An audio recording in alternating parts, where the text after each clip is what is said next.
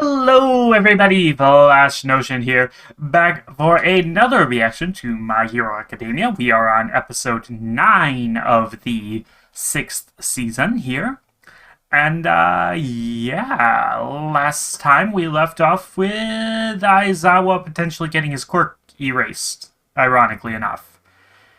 Yeah, hopefully that doesn't pan out. And everything's good there. It would kind of suck if Eraserhead was not Eraserhead anymore. Yeah, we also had the 1A kids and the 1B kids actually working together and actually almost managing to take down Gigantomachia. Were it not for his third form, actually. Because, I mean, based on the flashback that was only like a year ago, his normal form, while big, is not nearly as big as what we've been seeing. So, yeah, this is his third form. I mean, it certainly does look like a walking disaster. Oh, God. Oh, also, implications that fucking Gran Torino might be Shigaraki's grandfather, and that, I mean, it certainly looked like he might be dead now. Like, they just kind of glossed over that, it felt like, but, so, I don't think he's actually dead, but that was a lot of blood. So yeah, shit's a little fucked right now. And I just realized that I need to real quick, yeah, kind of forgot to press a button. Okay, everything's good now. Everything's good to go. So yeah, I don't really want to delay. I want to get right back into watching. It's actually been a couple of days, I think, since I got a chance to sit down here, so let's get into it. We shall switch over and start in 3, 2, 1. Shoot. Start over. 3, 2, 1, and play.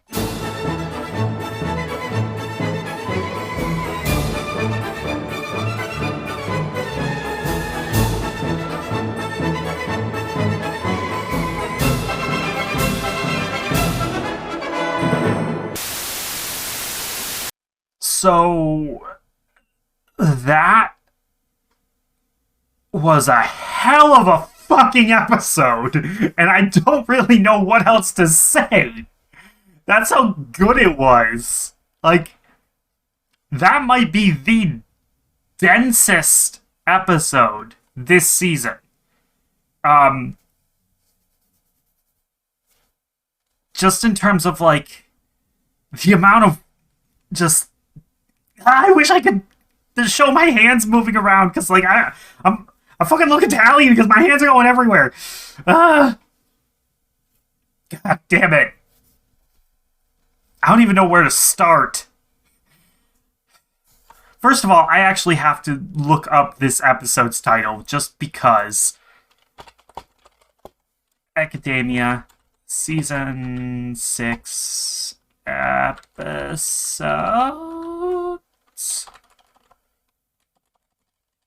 it that way. Okay. Oh, well, what do you know? It's right there. Literally. I don't know how, but yeah, it's right there. Katsuki Bakugo Rising. Oh, okay. It's not an Origins episode anymore. It's a Rising episode. Oh, my God. So freaking good. Okay. So, first of all, I thought the Aizawa leg hit thing would just take up way more of the episode, but no, we settled that before we even get to the freaking opening credits, I guess. and in one of the most brutal, badass ways I can imagine.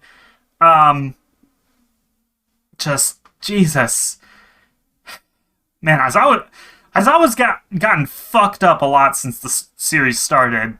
Like this certainly takes the cake. And yeah, Shigaragi's right. He's just so fucking cool.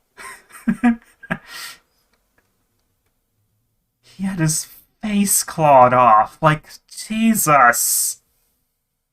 I mean it wasn't his entire face, but like that's brutal. Um but he's not dead, just kind of out of it now. He'll probably be back in the action, I guess, by the end of this, at least for just a split second, probably. Just a little bit. Um, I don't know if he's going to get healed, get a robot leg, or what, but hey. Um, you know what? I think a robot leg would suit him. Wonder what kind of gadgets he could put into it. Eh. Um, but then we got Deku using float, which I'm a little bit sad that we just kind of skipped right to him being able to use it and didn't like actually see the training for it at all. Really, I'm guessing from the flashback that what happened was that he trained it by having Uraraka use zero gravity on him, and then he would try to activate float in order to keep it going, um, without anybody noticing. That entire flashback sequence was fantastic on its own. Also, that's the first time we freaking had All Might speaking this entire season. Seriously, I want to know what was going on behind the scenes there. I can't wait to read the manga version to find out. Like, did they really go that long without any All Might scenes? Because if so, that's kind of crazy. But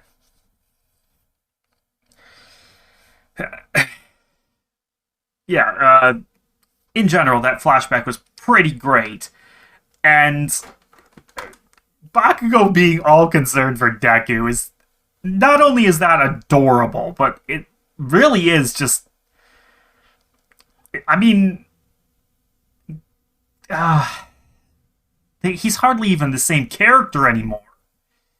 You know? And that's a good thing. Because, for the most part, it's felt pretty natural. His growth. Like, he's still angry. He's still kind of an asshole. But you can see how much he cares now. And that's amazing.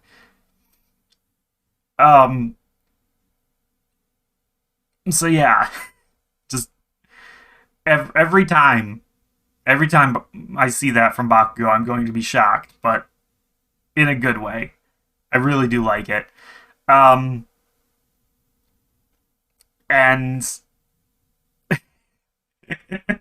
freaking Afro Deku. Just why? That has to be a One Piece shout out, right? To like Afro Luffy? Like, come on, it has to be. Either that or maybe like a shout out to One Punch Man, maybe, because of Genos's hair that one time. I don't know. Either way, it's funny. It's a funny look. And again, I just can't get over Uraraka's cute hair with her hair tied up. It's so freaking cute. Like, her normal style is nice, but that was different, and I like it.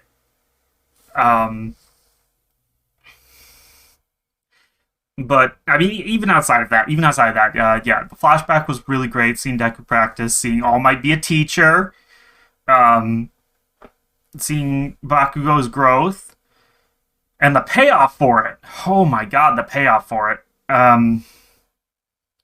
mean, before we even get to that, also, I was right. Someone was going after them. I noticed that. It was never talked about until now, and it was Todoroki, and I was wrong. I thought it was going to be Uraraka. But no, she hasn't gotten there yet. Yet. She talked about it. She needs to stay the fuck away. They all do. But I know better. They're going to come. They have to. It's in their nature. But yeah, we did check in with them.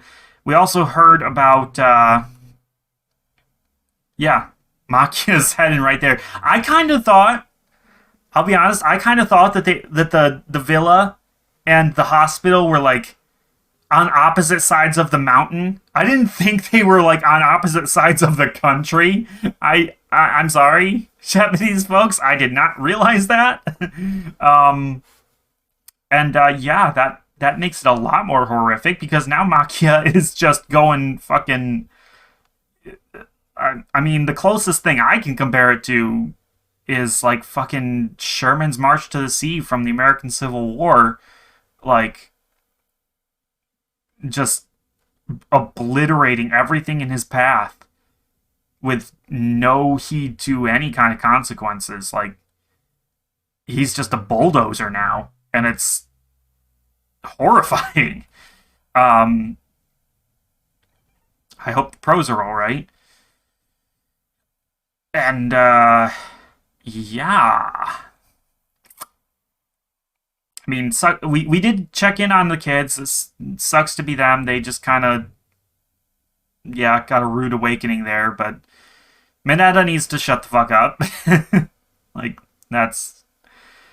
I mean, that's a given, but, like, in this case, he really needs to shut the fuck up because he's undermining confidence of everybody else there who are already shaken. Yeah. Pretty cool to see what Majestic was capable of. I kind of hope he sticks around, you know? He has a cool power and a cool outfit, actually, too. I like that outfit on him and whatnot. Yeah, words. I'm rambling a little bit, but I'm not, like, out of topics to talk about yet, is the thing. That's how dense this episode was. There was so much. Because, yeah, Deku...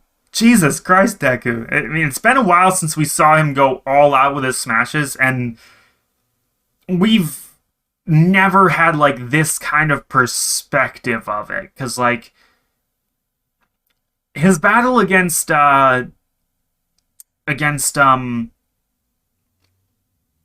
Overhaul, right? Was the only other time when he's gone this all out. And, he had a safety net there. Thanks, Harry. But also, like, we were seeing that from the perspective of Overhaul.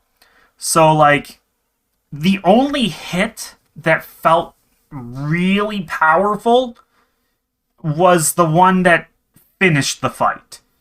And even that was so stylized that it took a little bit away from the impact of it. If I'm remembering it right, anyways.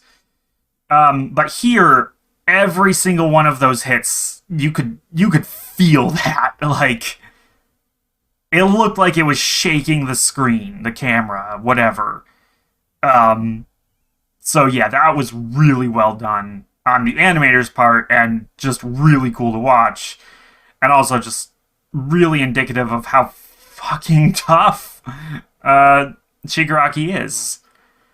It's on the back foot right now, but, like,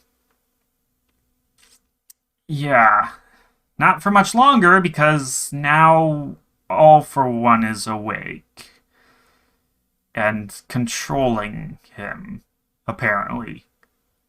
Which, good fucking god, that image was horrifying.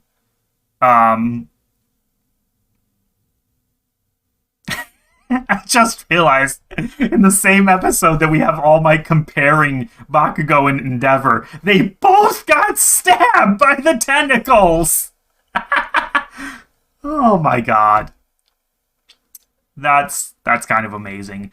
That plus ultra prominence burn is, good lord, that's beautiful. Just beautiful. Um, Seeing Bakugo take charge, seeing Todoroki and him work together. Just the part where he was just like, both of you grab onto me, or something along those lines, like, because I can remember a time when Bakugo would have been like, fuck you, get your hands off me, don't touch me. And it's just like, how far he's come.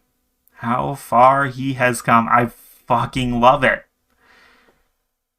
Uh, Taking the bullet for Deku. Can you imagine just going back to the beginning of the series and just like telling the Bakugo at the start of the series that he would end up taking the bullet for Deku willingly? Mind you. Oh my god. I love it. I love the character development. I love the just the relationship there that's developed, and that hourglass plot of it a little bit there. Just I all right. I'm gonna have to stop because otherwise I'm just gonna devolve into gushing about this even more. And also, like, I need to take a break, get something to drink, because I didn't, and now my mouth's still dry, and uh, also I'm getting a little bit of a cramp, so I gotta get up, anyways. So yeah, that's gonna be it for this episode. My face hurts. My face hurts. I do I have a button? This creepy grin that I really need to fix because this looks fucking weird. Yeah, but yeah, I can't quite do a three mouth on this thing, I don't think, but I wish I could because that's kind of what I'm looking like. Oh my god. And next time is sure to be awesome and exciting as well. So yeah, I'll be back in not too long, and until then, bye bye.